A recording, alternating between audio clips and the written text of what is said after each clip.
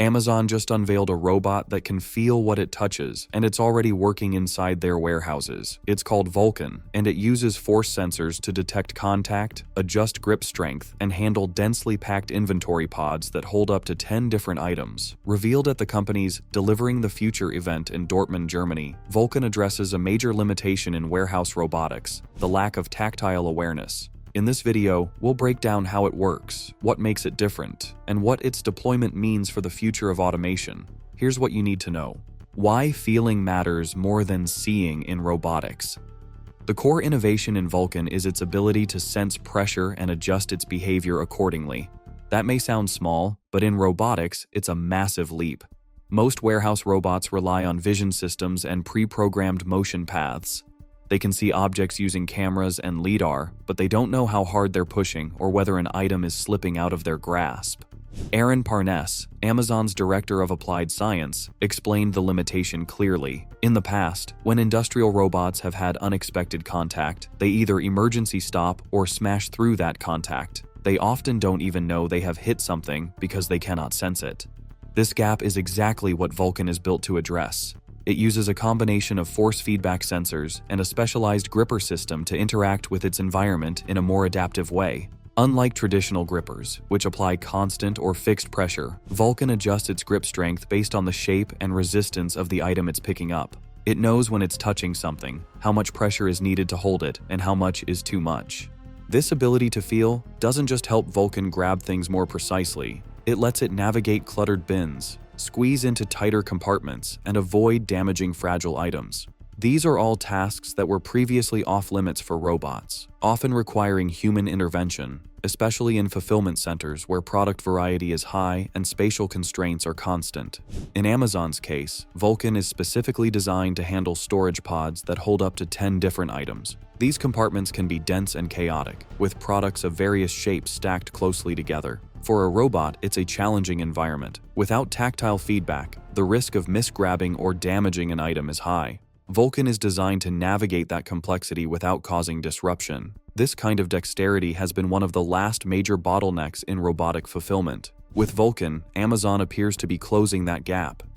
Inside Vulcan's sensory superpowers. The heart of Vulcan's design is its custom-built arm, which combines a camera, a suction cup, and a unique end-of-arm tooling mechanism. This mechanism looks almost like a ruler mounted to a pair of hair straightener arms, an analogy used by engineers working on the project. The ruler part helps move aside nearby items in the pod, while the gripping arms pick up the specific object being retrieved. The entire setup is designed to work within Amazon's pod storage system, which was introduced to increase item density and reduce warehouse footprint. Each pod contains up to 10 distinct products in separate cubbies. Older robots struggled to access these efficiently due to limited maneuverability and lack of sensory feedback. Vulcan, by contrast, can identify an item visually, move others out of the way carefully, and then grab it with a variable grip that adapts to the item's dimensions and fragility.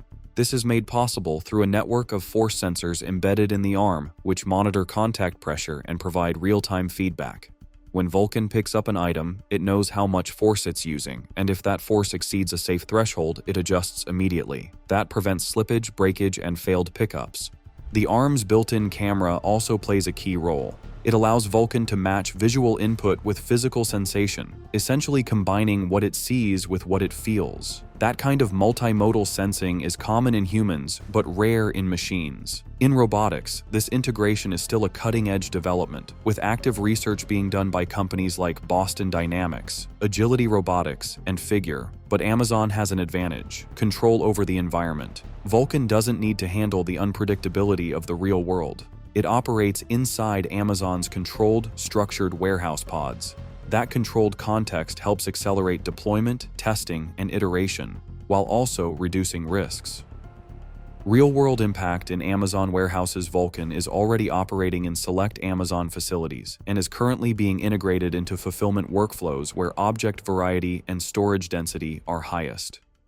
According to Amazon, the robot is primarily focused on tasks that are repetitive and time-consuming, allowing human workers to focus on roles that require more judgment or physical mobility.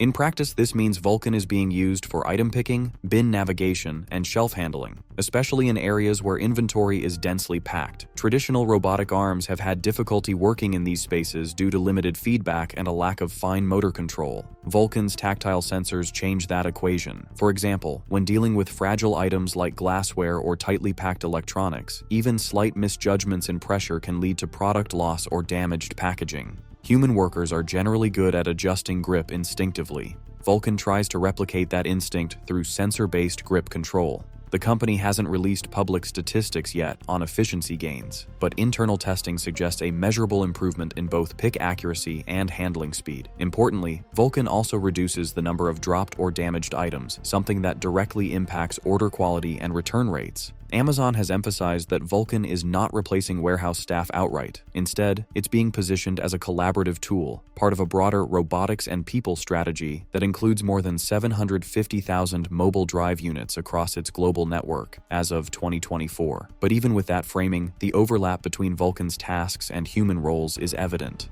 As Amazon continues to scale up its robotics infrastructure, Vulcan's real-world performance will likely shape how quickly this technology expands and which roles it affects next. Who's being replaced? Amazon has publicly stated that Vulcan is designed to work alongside human employees, not to eliminate them. According to company officials, robots like Vulcan are there to reduce repetitive strain injuries, streamline workflows, and allow people to focus on tasks that require decision-making or mobility. But in practice, that line isn't always clear. Historically, Amazon has used robotics to gradually reduce labor in specific segments of warehouse operations. After acquiring Kiva Systems in 2012, Amazon introduced automated shelving robots, which allowed a single employee to process more orders per hour. Over time, this led to changes in staffing patterns, particularly in pick and pack departments. Today, with Vulcan, the overlap with human dexterity tasks, such as picking from dense inventory bins, raises new questions about displacement. Labor groups have already raised concerns. In 2023, the Strategic Organizing Center reported that Amazon warehouses with high robot density had higher injury rates compared to non-robotic facilities, due in part to an increase in pace and reduced rest time. While Vulcan may help reduce some of those risks by handling more complex or awkward movements, the long-term employment impact remains uncertain. A 2024 analysis by the Brookings Institution noted that upskilling initiatives often lag behind deployment timelines, meaning that jobs lost to automation are not always immediately replaced with new opportunities. The concern is that as machines like Vulcan get better at mimicking human movement and touch, the range of safe, human-dominated tasks continues to shrink. At the same time, Amazon is scaling its robotic capabilities rapidly. The company has invested heavily in fulfillment automation through its Amazon Robotics division. In 2022, it opened a $1 billion innovation fund to support robotics startups. In 2024, it announced expansion of Sequoia, its robotic fulfillment system, across U.S. warehouses. Vulcan appears to be a direct extension of this strategy. Whether or not these systems directly result in job losses depends on implementation, regional labor policies, and reskilling investments. But the direction is clear. Tasks once considered too complex for machines are no longer off-limits. What Vulcan means for the future of robotics. Vulcan represents more than just a new warehouse tool.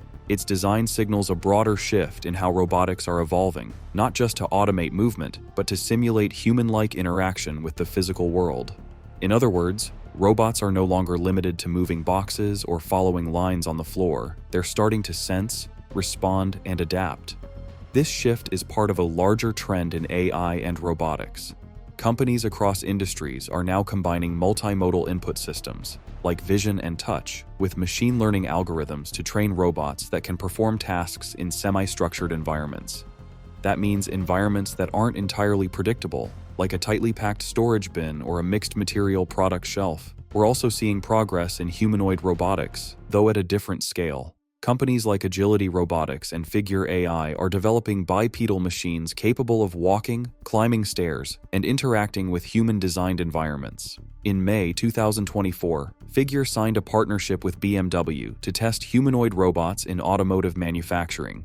These robots aren't yet equipped with tactile sensors like Vulcan, but they point toward a future where sensing and motion are deeply integrated.